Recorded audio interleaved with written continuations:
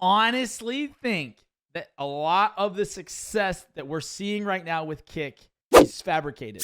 All right, everyone, we're back with another episode of Project W Key. Got another hits and misses for you. These are cultural reviews answering questions that are being commonly asked. Today is Kick the future of live streaming. We're getting down and deep and dirty into the underbelly of the rebellious, rambling new streaming platform, Kick, coming off the heels of a 400 employee layoff at Twitch.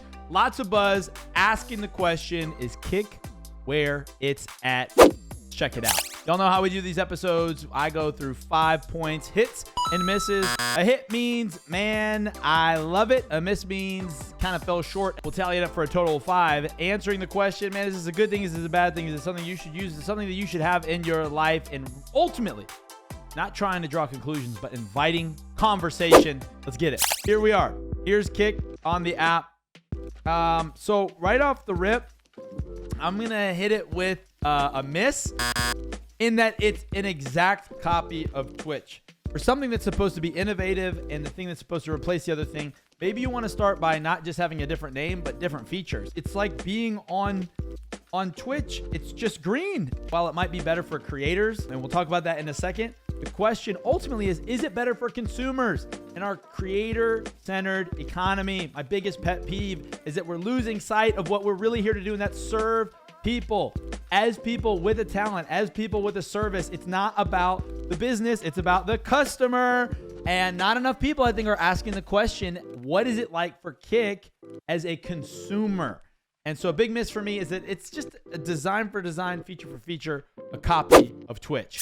Next up, I got a hit for you. A big deal with Kick is the fact that they are paying out content creators in a such better way than Twitch is, which is a really good thing. Applause.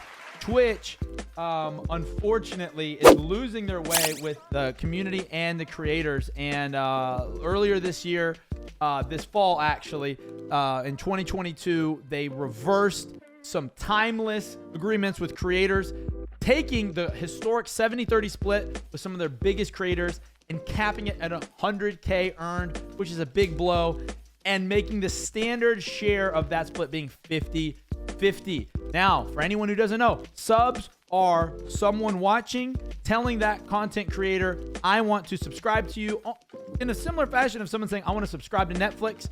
And the platform is saying, we're going to take half of that money for the work that you're doing. And the problem with Twitch is that the best thing they've given as the reason for that, other than money, please, only answer they've really offered up is to run the platform. That's not good enough, and you've got to prove it for content creators, especially those who are mid-sized to small. This is a big deal. So what did Kick do?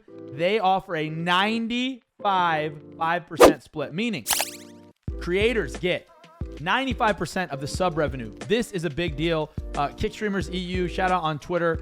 They just broke it down here. So 200 subs on Twitch is $500. On Kick, it's $950. 600 subs on Twitch is $1,500. 600 subs on Kick is nearly double the money. We're seeing a lot of people share on social media how much higher their sub count is. People are really excited because it's basically taking what would have been 45% less and adding it onto their revenue. Big hit for Kick is the way they're carrying out sub revenue. All right, next up, we got a miss. And this one is something I'm not seeing talked about a lot, which is that despite Kick being very popular on Twitter and being popular amongst content creators, and, you know, you're looking at it and there's thousands of people watching. For example, 1,621 viewers on Valorant. On Kick, what's happening over there is 138,000 people. There's 21,000 just chatting streamers on Kick. 439,000. I mean, if you just compare the categories, it's clear that there are much more users on Twitch than Kick, and I think that not enough people are talking about this. These Kick apologists might not be realizing that a lion's share of their viewers and subs are other content creators that are all excited about each other. Man, maybe you guys have a creator economy where you guys are just cycling and circling money around, but where the money really is at, split or no split, is where the people are, where the customers are, where the consumers are. And so a big miss on Kick's part is that they still, despite a lot of social media hype, have not transferred the viewership. So a big miss is not enough people are talking about the huge disparity in the audiences. Next, we got another hit for them, and this is honestly a big deal to me. I love Kick's branding. I love their social media presence. I love how ingrained in the community they feel.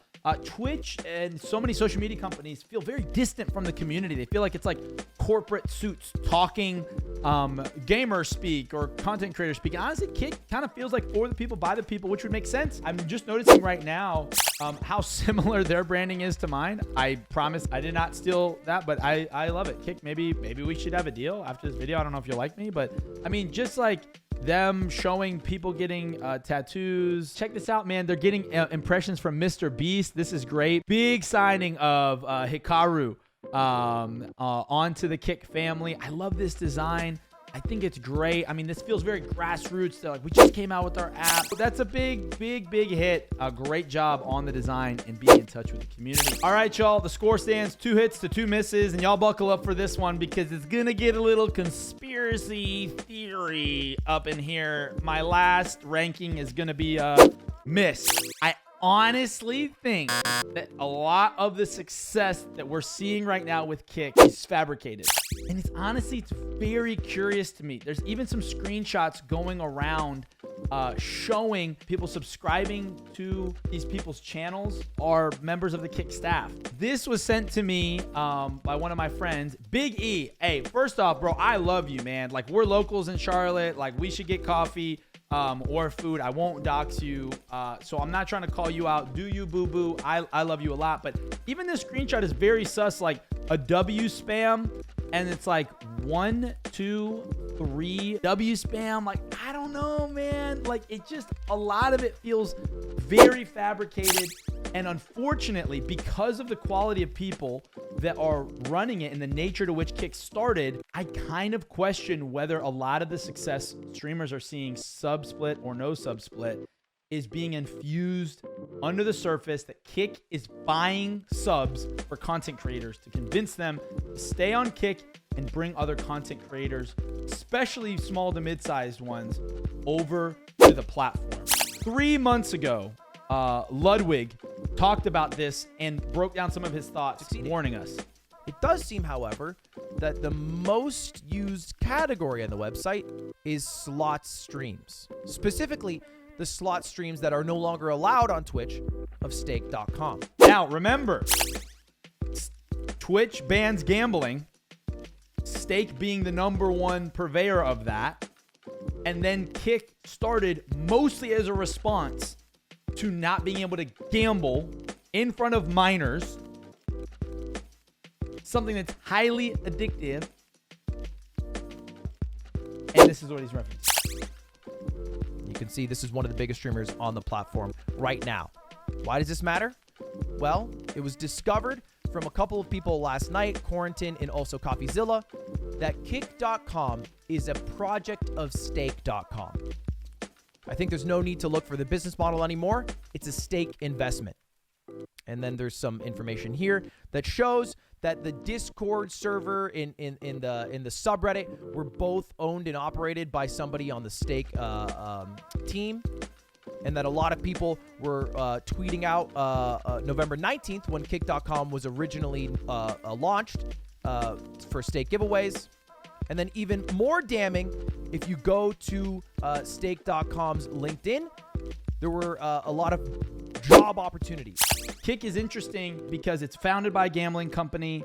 It has a lot less censors on pornography. Some of the early stories of people succeeding on Kick were like full pornography streams. And so honestly, sometimes I get nervous like going on there because of hearing about that. And so I know that gambling isn't the only thing And so whenever you talk about freedom of expression, it's really going like, what expression? I think that somebody can be right and wrong at the same time. Someone can be right about how Twitch is wrong and still be wrong in what they do about it.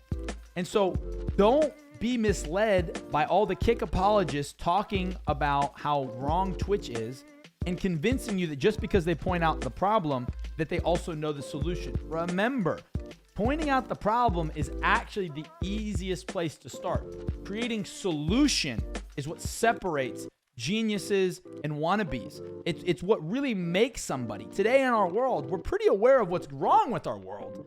Yet, the number one economy of clicks and social justice is about people who can just rail about what's wrong. But how many people are actually doing something about it? Be careful of following the Kick guys just because they point out that Twitch does, in my opinion, have some major problems. Doesn't mean that they have the answers. And at the end of the day, I don't know that I trust the Kick leadership. And I think it'd be just like a gambling company.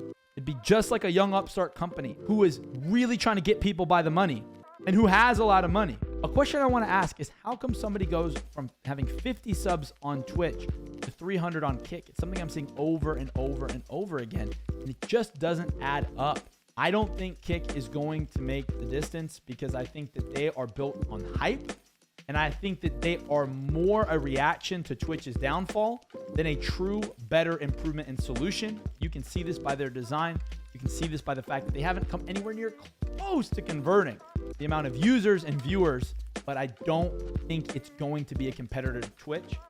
Based off of its content rules and sub split, I could see Kick being used more of like a Patreon version of streaming, where it's more niche and it's more where you direct your supporters because of the higher payout. But I think the views and everything are going to stay on Twitch until somebody creates a truly better solution, not just add green on all the purple buttons. This has been our hits and misses episode on Kick versus Twitch, answering the question, is Kick the future of live stream? And we exist here to be a divine guide to the internet, helping you point out things from a higher perspective, having full send conversations about trending and timeless conversations. So do me a favor, like this video, comment it, share a thought, interact with me on social media. All of them will be listed at the end of the video. I appreciate you guys so much. We're on our way to 100 subs, and then the next stop is 100,000. Thank you guys so much. We'll see you on the next one.